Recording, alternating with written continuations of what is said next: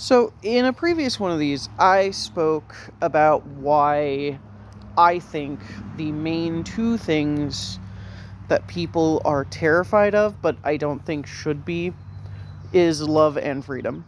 And I spoke a lot about love, and then I ran out of time before I could make my point about freedom. Uh, so freedom.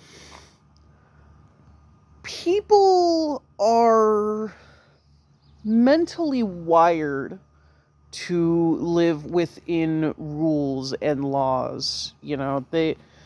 People want order.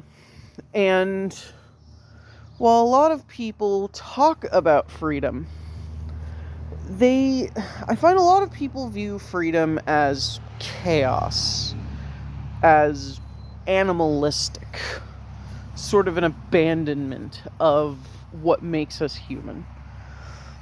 At least when they talk about freedom in a very pure sense.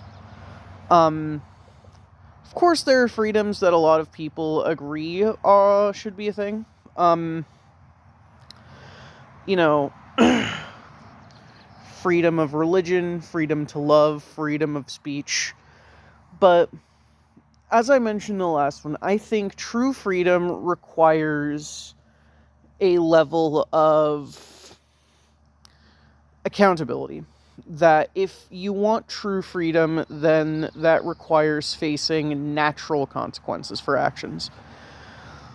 And I think a lot of people view that as inherently unfair.